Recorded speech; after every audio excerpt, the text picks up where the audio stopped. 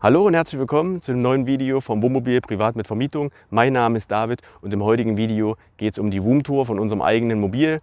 Zukünftig machen wir auch noch viele andere Videos über Woom-Touren mit verschiedenen Mobilen. Wir machen ja nicht nur die Vermietungsvideos und Tipps und Tricks, sondern auch die Woom-Touren in Zukunft. Und heute starten wir mit dem eigenen Mobil, also lasst es loslegen.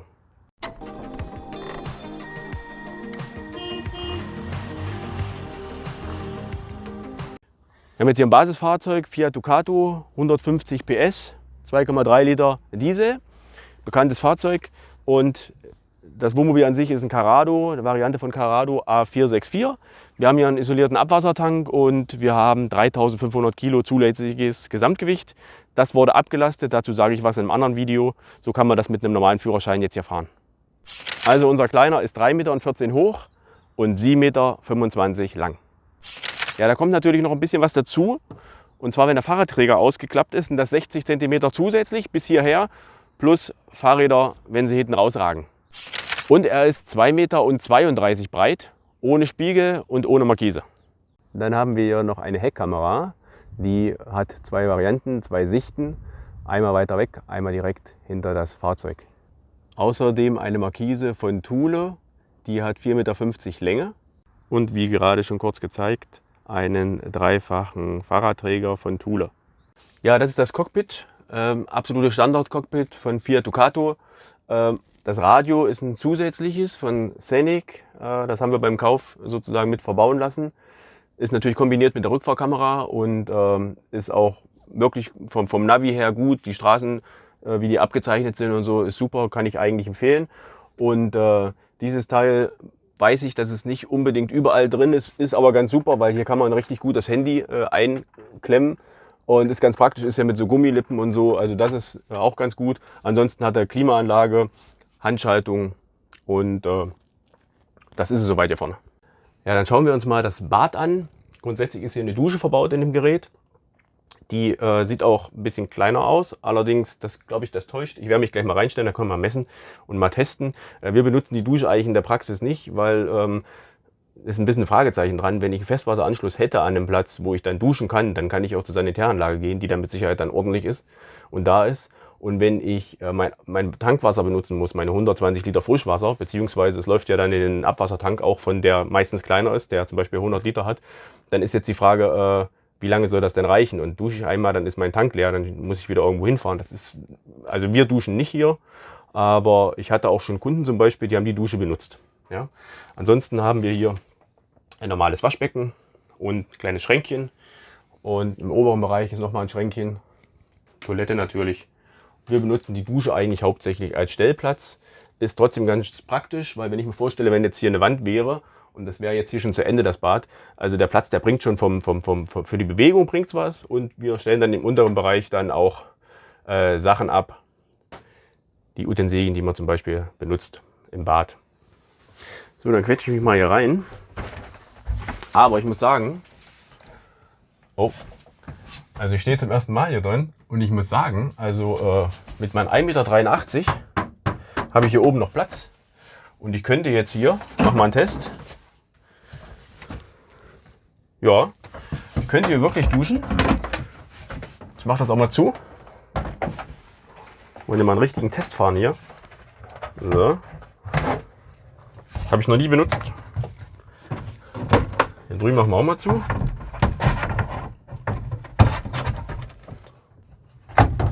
Ach ja, so. Passt. Also ich könnte hier wirklich, tatsächlich, bin ich selber ein bisschen überrascht. Also ich könnte hier super duschen. Das geht. Wir messen auch mal. Wir haben hier ungefähr 70 cm Breite.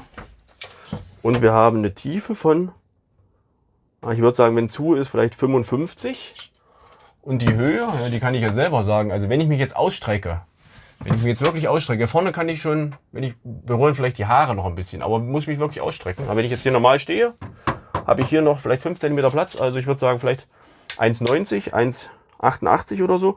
Und man könnte jetzt hier unten noch diesen Holzboden rausnehmen, der auch nochmal 3-4 cm hat. Das geht. Ja, ich bin mal in das hintere Bett reingekrochen. beziehungsweise reingekrochen ist vielleicht falsch, es ist genug Platz. Das ist sogar eigentlich der schönere Platz, weil man hier mehr Höhe hat. Hier schlafen aber normalerweise unsere Kinder. Das hat 2,10 Meter mal 1,50 Meter und wie ihr seht, ich habe hier von der Höhe, ich bin 1,83, also kann hier ohne Probleme super schlafen. Klar, 2,10 Meter ist vollkommen ausreichend und von der Breite ist es auch super.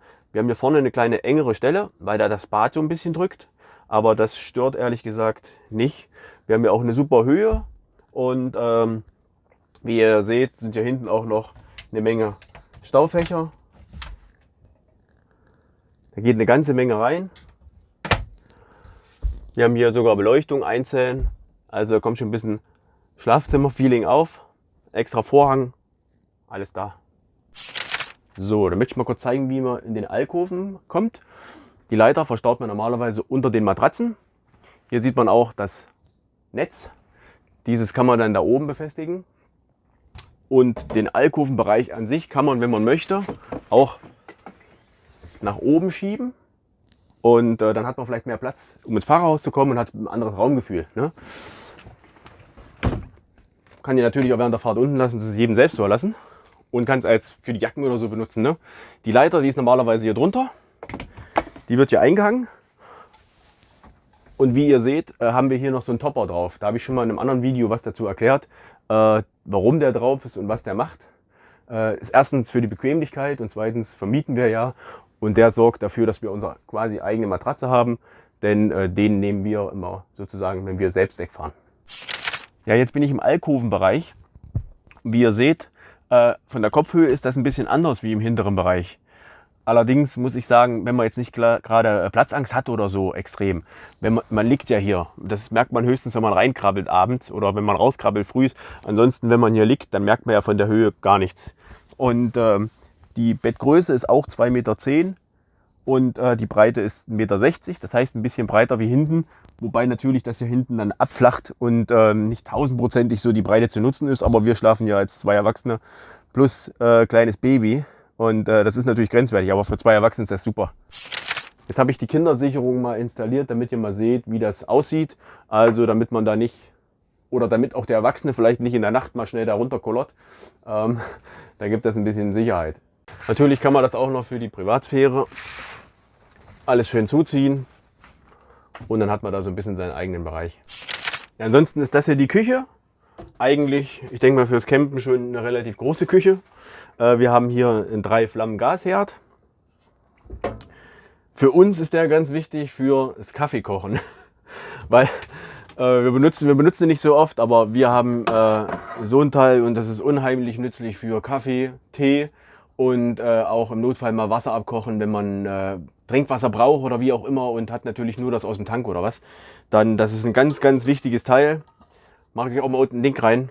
Das ist unheimlich nützlich. Und damit machen wir uns mit so einem Bodum Pressgerät hier, Bodum Presskanne, machen wir uns dann mal leckeren Kaffee, egal wo wir sind, unabhängig auch von Strom und allem, machen wir uns dann mit Gas einen schönen Kaffee. Wir haben auch noch eine Senseo-Maschine für den Notfall, wenn wir Strom haben, dann machen wir da Kaffee. Aber ansonsten ist das mit dem Bodum hier ganz gut, das ist auch lecker.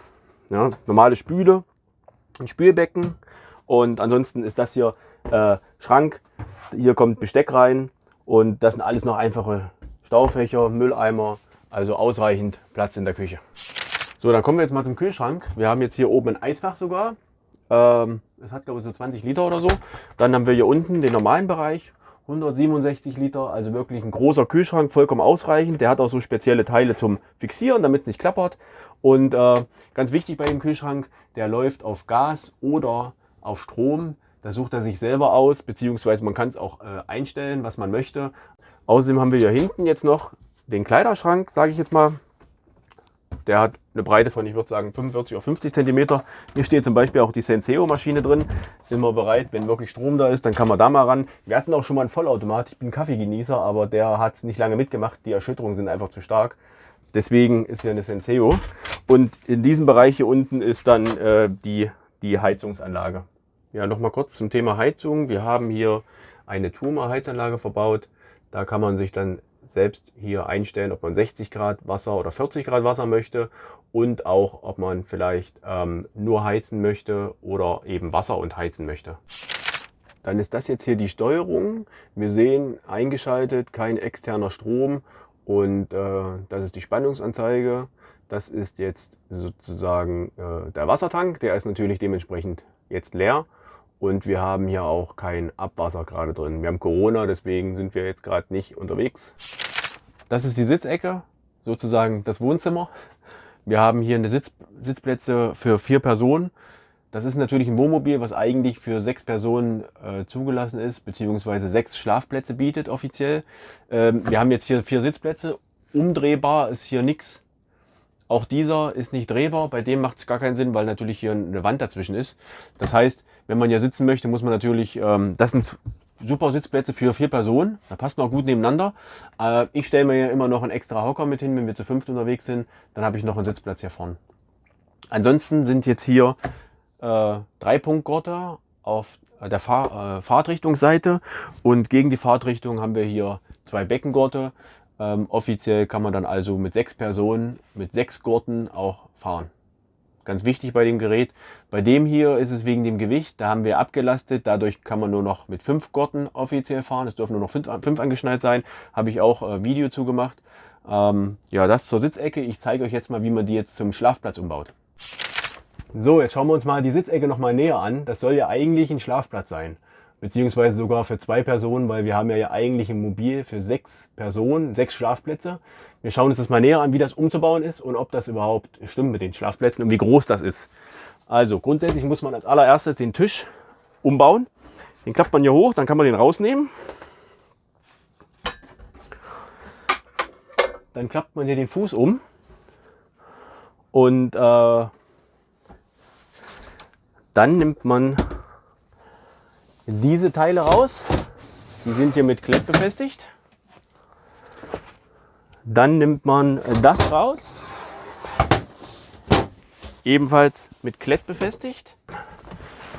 Den kann man abmachen hier. Genau. Das soll dann rein theoretisch das Kopfende werden. Da muss man dann gucken, ob man die Gurte raushängen lässt oder ob die da drunter, ob man die merkt, ob die stören. Jetzt der Tisch wieder rein. Ja. Von der Höhe passt das schon mal. Die sind eigentlich fast identisch. Ich denke mal, der soll jetzt hierher. Und der kommt hier dazwischen. Aha. Ah, das passt auch so. So. Und dann haben wir hier, voilà, eine Liegefläche. Die soll sein, ich habe hier 1,85 mal 100 stehen. Da lege ich mich doch mal drauf. Und wie ihr seht, ist das schon ziemlich eng. Ich weiß nicht, ob das hier, ich glaube, das geht raus. Wenn man hier die Kopfstützen rausziehen würde, könnte man das auch noch umklappen. Und dann gewinnt man auch noch Platz.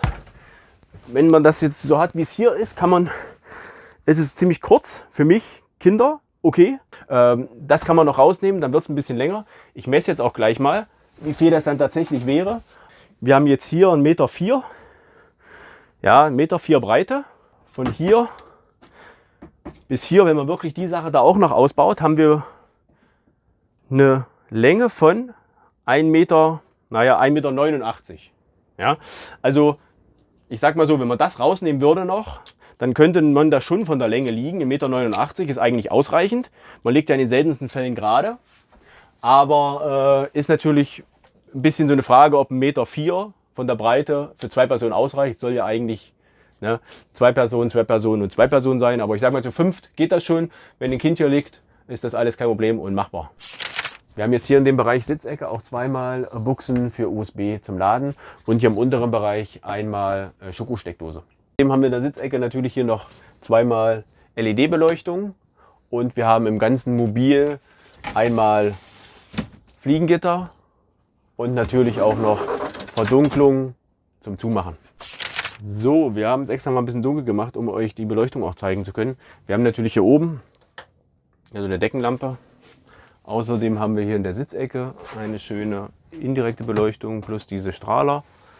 Und hier auch in der Küche haben wir diese indirekte Beleuchtung plus die Strahler hier unten. Außerdem gibt es hier noch diese Strahler, die auf dem Boden leuchten.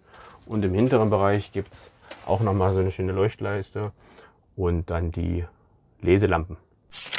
Wir haben jetzt hier 4 Dachluken und die sind natürlich wie die Fenster auch alle mit einmal Fliegengitter und einmal mit Verdunklung.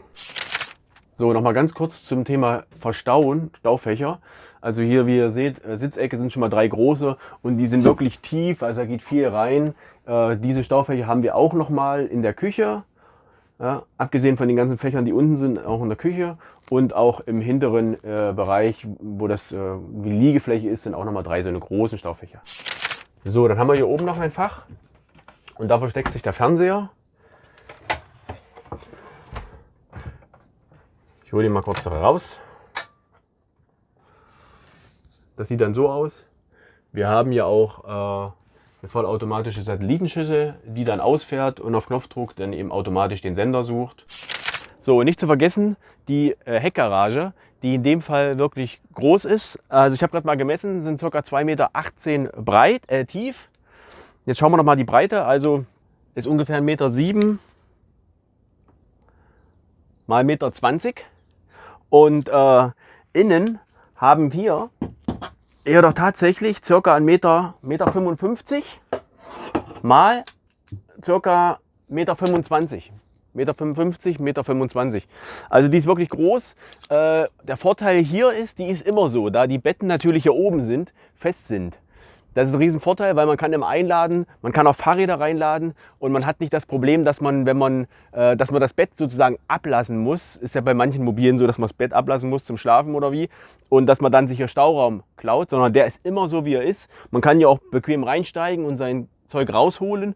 Da auf der anderen Seite ist auch noch eine Tür, die ist natürlich ein bisschen kleiner, aber grundsätzlich kann man ja super reinsteigen, das alles rausholen. Nachteil bei der Variante ist natürlich, dass man das Bett ein bisschen reinklettern muss. Das habt ihr ja im Video gesehen, dass man die kleine Treppe hochsteigen muss. Für ältere Herrschaften vielleicht ein bisschen umständlich, das als Tipp.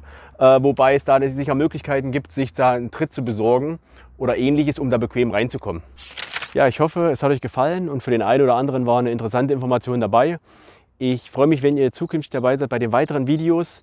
Ich freue mich, wenn ihr den Kanal abonniert. Ich freue mich aber auch, wenn ihr einen Daumen hoch da lasst. Und ansonsten schaut gerne die weiteren Videos. In Zukunft auch viele über neue WUM-Touren. Lasst euch gut gehen, habt schöne Reisen. Ciao, ciao, bis bald.